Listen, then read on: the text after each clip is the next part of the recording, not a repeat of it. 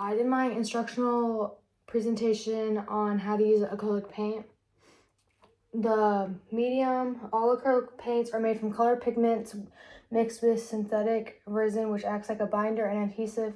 Once dry, the paint acts like the plastic coatings is indestructible. You can't really take it off if you make a mistake.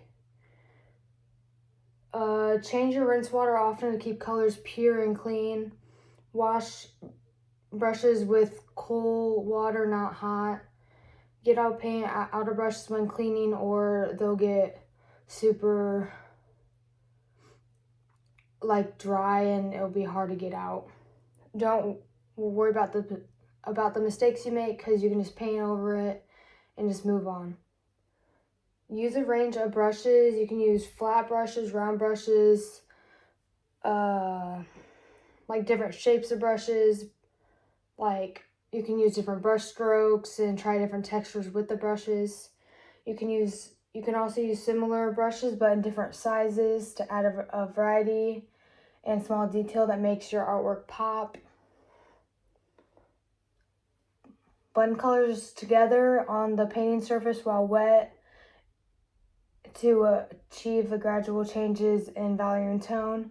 If you want your areas to be well blended, make sure to mix your paint before you put it on the canvas so you can apply it more quickly and be able to blend while they're wet.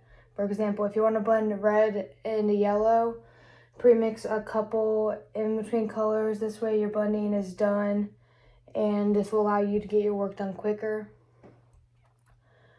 Acrylic paint dries slightly darker than it looks wet. If an area doesn't, let it dry out and simply paint over it again. It's that simple. Experiment with blending colors. Don't just use paint colors straight out of the bottles or tubes. Try mixing them up. Use primary colors, which are red, blue, and yellow, to make your own unique versions of secondary colors, which are purple, orange, and green. Adding white will make colors lighter and fainter, creating pastels.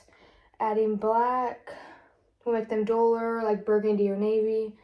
You can also add brown, more earthy tone to your secondary color by adding a primary color. For example, adding a little bit of blue to red and yellow will create a burnt orange.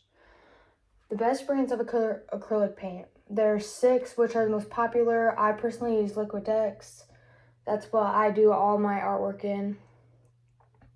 Layering. Most effective way to adjust colors, tones, and compositions by overlaying paint rather than multiply wet paint on canvas as with oils. Layering. First step should be underpainting. Underpainting should not be detailed. The first layer of paint covers, which is the gesso, and prevents white areas. It can also add a different tint to layers on top of it. It can be one color for the entire painting or different colors in different areas.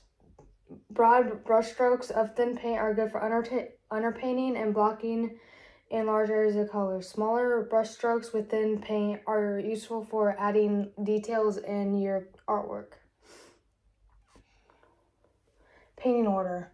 So you should work from the background to the middle ground to the foreground.